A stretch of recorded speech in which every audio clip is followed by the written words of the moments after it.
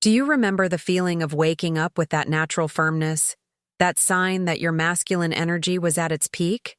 And if that feeling is gone, have you been led to believe that it's simply the inevitable price of age, or a sign that your body no longer responds? Today, we're going to debunk that painful notion.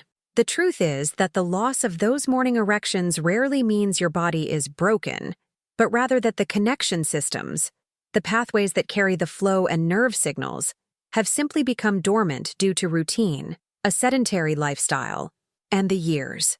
I am Dr. Elena Castillo, and for decades I have helped courageous men like you regain not only their health, but also their full self-confidence. I know that male vitality after 60 is not just a physical matter. It is the core of your self-esteem and emotional well-being. Many men in their later years feel deep frustration as they watch that morning spark fade, believing that the only solution comes in a box or an expensive prescription. But my commitment to you today is to reveal a simple yet powerful method that uses the wisdom of your own body to reactivate those lost signals. This is very common, and I want you to know it. Many of my patients, strong and capable men over 70, come to my office with this concern. The first thing I tell them is, your body has a memory. Your arteries and nerves haven't forgotten how to function. They simply act like a light switch that's been off for too long. What we need is to turn it back on, not with an invasive treatment, but through body awareness and strategic touch. Science shows us that there are specific points, veritable highways of circulation and nerves, that we can gently press or stimulate to send a clear signal to the pelvic system. Wake up! Today, I'm going to show you exactly where to press just 2 key points on your anatomy to restore that lost vitality and regain the feeling of waking up strong every morning, a sign of health and energy that should never have left. It's natural to feel some skepticism. We've been conditioned to believe that if something isn't a pill with a pharmaceutical name, it can't work. But the truth of physiology is much simpler and more elegant. Think of your circulatory system as a river that's become clogged with sediment or debris. The water is still flowing, but the current is weak. The strategic touch we're going to learn isn't a magic unclog, but the gentle hand that helps clear the channel and restore the strong current. We're not forcing the body. We're reminding it of its natural pattern. We're talking about 2 points that activate what I call the reverse disconnection circuit. This circuit works together, one for physical circulation and the other for neurological signaling and stress reduction. The first point is crucial and is located in an area that's a veritable circulatory highway, the groin. Specifically, I want you to locate the crease where your leg meets your pelvis, the flex line. If you gently press with 2 or 3 fingers on the inner part of this crease, right where you can feel the pulse of the femoral artery, you'll be touching a key point. This isn't just a place where blood flows. It's a vital communication center. By applying rhythmic, light pressure here, it shouldn't hurt. Just feel a clear and steady presence of your touch. You're sending 2 crucial messages to your body. First, you're directly stimulating blood flow to the pelvic region, opening up those vessels that have become a little sluggish over time. Second, and perhaps more importantly from a physiological standpoint, you're activating the nerve endings that tell the smooth muscles of your corpora cavernosa to relax. Remember, an erection is essentially a process of muscle relaxation and filling. If the nerves are dormant, blocked, or constantly activated by baseline stress, the fight-or-flight response, the relaxation signal to allow blood flow doesn't arrive properly. This touch is the trigger for that signal. I want you to incorporate this simple groin activation massage twice a day, upon waking, before starting your day, and right before bed. It's an act of awareness, of telling your body, I'm paying attention to you, and we're ready for full function. Many of my patients report that after just 1 or 2 weeks of integrating this habit, the quality of their morning response begins to restore itself. It's as if the signal that had been lost on the nervous system suddenly becomes clear and powerful again. Now, the second point complements this circulatory reactivation, because it's not just about the blood, it's about internal control and balance. Vitality, both in ancestral wisdom and modern neurophysiology, is intrinsically linked to how we manage our internal energy and our baseline stress level. If you are constantly in a state of subtle alertness, your body prioritizes survival, not reproductive function. We need to activate the rest and digest system. The second key point is located on the sole of the foot, specifically just below the ball of the foot in the central depression. If you slightly curl your toes, you'll notice a small indentation forming in the center of the sole. This point is known in acupressure for its ability to ground energy, calm the nervous system, and crucially for us, reactivate the deep connection between the kidneys, organs associated with essential vitality and life force in many traditions, and the pelvic system. This point acts as a reset switch for your autonomic nervous system by firmly massaging it with your thumb or a small rubber ball for about 60 to 90 seconds on each foot, paying attention to your breathing. Do this with firm but tolerable pressure. We're not looking for extreme pain, but rather deep activation. This exercise should be a moment of connection and intention, ideally done right before going to sleep to prepare the nervous system for rest. Why is this point so vital to our goal? As I mentioned, in traditional Asian medicine, this point is known as yangquan, or the bubbling spring. It is literally where the kidney's energy, the source of essential vitality, stamina, and the driving force of life, springs forth and connects the body to the Earth's energy. Physiologically, by stimulating this area, which is extraordinarily rich in nerve endings and mechanoreceptors, we are sending a powerful and direct signal to the brainstem and the autonomic nervous system. We are communicating, it's safe, it's time to let your guard down. Consider how the body reacts to chronic stress.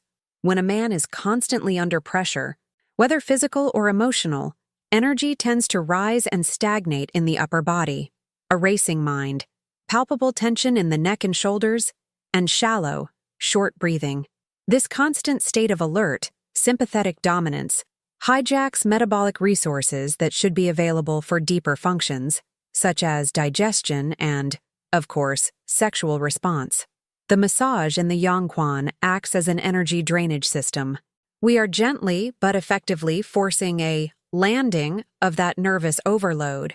We are draining the tension downward and outward, relieving pressure on the central nervous system and allowing the parasympathetic circuit, the rest and repair system, the only system that governs the vasodilation necessary for pelvic function, to take over.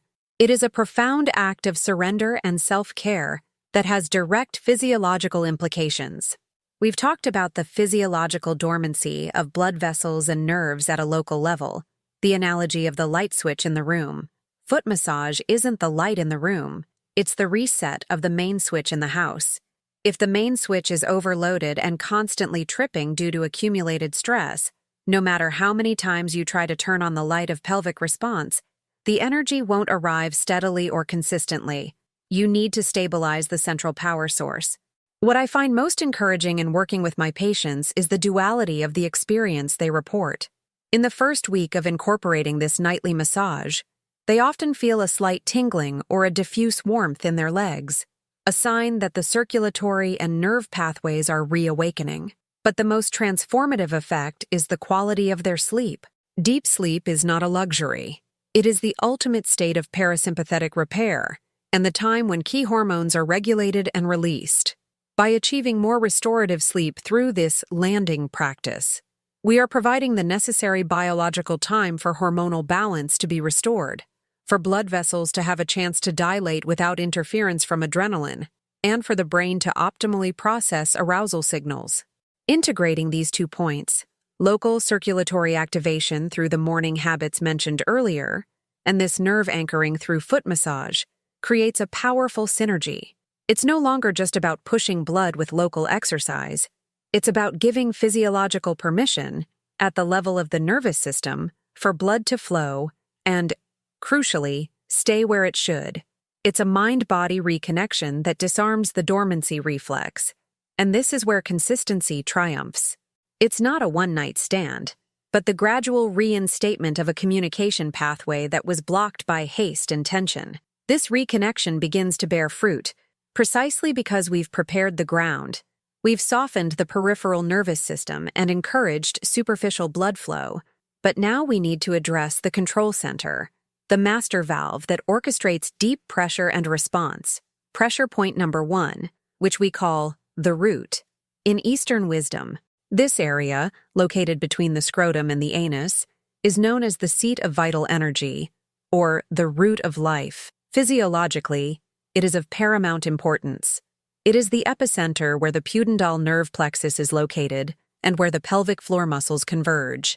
If this point is chronically tense, a common occurrence due to sedentary posture, constant stress, and the tendency to hold emotions in the lower abdomen, it acts like a knot or a closed valve, preventing circulation and nerve signals from flowing freely to the genitals. It is primarily responsible for what we call root disconnection and the difficulty in maintaining vascular fullness.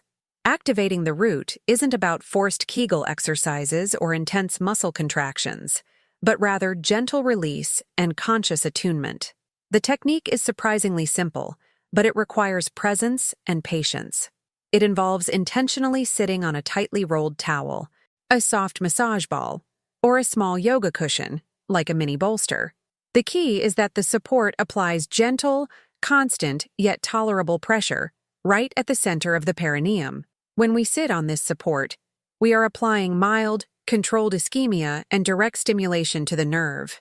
The real work, however, begins with the breath. While maintaining this pressure, I invite my patients to take slow, deep diaphragmatic breaths, mentally directing that breath toward the point of contact.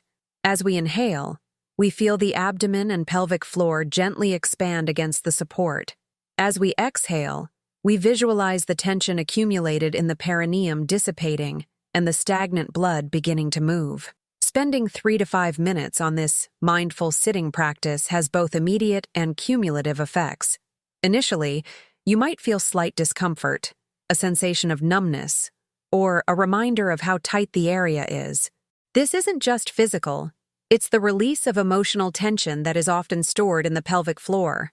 But if you persevere with rhythmic breathing, you'll notice how the muscle begins to relax, how the temperature in the area may rise, and, most importantly, how a clear connection is established between your breath and your root. This is what we're aiming for, to release that habitual tension that blocks communication and flow. We're awakening the neurovascular system not with a pump or an effort of will, but with a deep caress that reminds the body how to relax and open up. This act of sitting on the root while breathing acts as a reset for the parasympathetic nervous system at the pelvic level. It's the perfect counterweight to the chronic stress that compresses this vital area.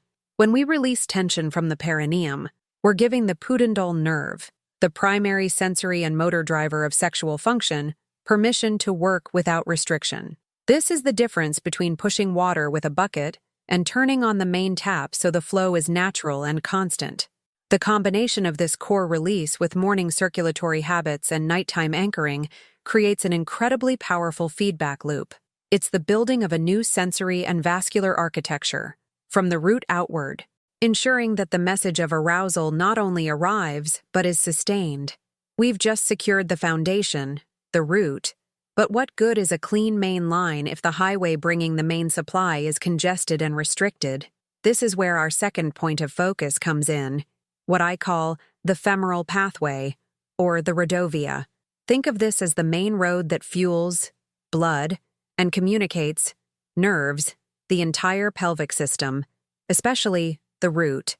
It's located precisely in the groin crease, in the inner fold of the hip bone where the leg meets the abdomen. If you gently touch this crease, you'll feel a groove or depression. Within this groove lies the powerful femoral artery, the main highway that carries the largest volume of oxygenated blood downwards and, crucially, allows for effective venous return.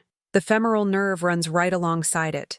Because of the way we spend most of our days, sitting, hunched over, or wearing tight clothing, this area is almost always under compression or stiffness.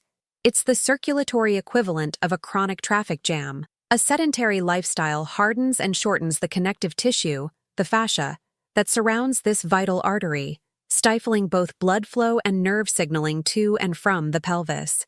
When the femoral pathway is tight, the entire flow of excitation feels suppressed, incomplete, or worse, impossible to sustain. The femoral pathway technique is elegantly simple and requires respect and lightness, not force.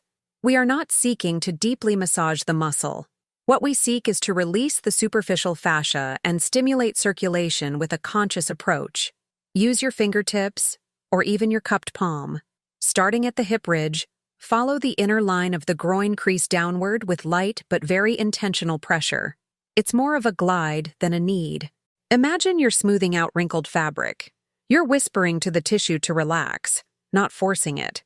This glide should be done slowly, paying attention to any tender spots, dull aches, or gritty or grainy textures under the skin. If you find these spots, simply pause the pressure there, maintain contact, and take 3 deep breaths before continuing the stroke. This simple act of releasing the femoral pathway has 2 immediate and profound effects that directly impact sexual function and overall vitality. First, we are releasing the fascial sheath that is trapping the femoral artery and nerve. By doing so, we significantly improve the blood flow to the pelvis, ensuring that the arousal signal is received with the maximum volume of blood supply. Second, we are draining the lymphatic stagnation that often accumulates in this area. The inguinal lymph nodes are critical, reducing the feeling of heaviness and chronic numbness in the pelvic region and legs. When the femoral pathway is free and clear, blood not only reaches the root we have just awakened more quickly, but venous return is also more efficient. This allows the physical response, fullness, erection, lubrication, to be more robust, more sensitive, and, fundamentally, more sustainable. It is the difference between a stream that has to fight against a blockage and a free stream that flows with all its power. This technique is a ritual of a few minutes that you can easily integrate into your morning routine, right after releasing the root, or even before an intimate encounter to ensure that the highway is open for the passage of passion. The awareness of this connection is transformative. The combination of releasing the nerve center, the root, and opening the main supply pathway, the femoral pathway, is the dynamic duo the pelvic system needs to operate at its maximum capacity. But we still need to secure the third pressure point, which acts as the sensory amplifier and energy regulator that integrates these first 2 pillars. Thus, we have covered the importance of awakening, the root, our vital nerve center, and the need to clear the femoral pathway to ensure optimal blood supply, establishing the foundation for our pelvic energy to operate at its full potential. Soon, we will integrate the third pillar that will amplify this entire experience.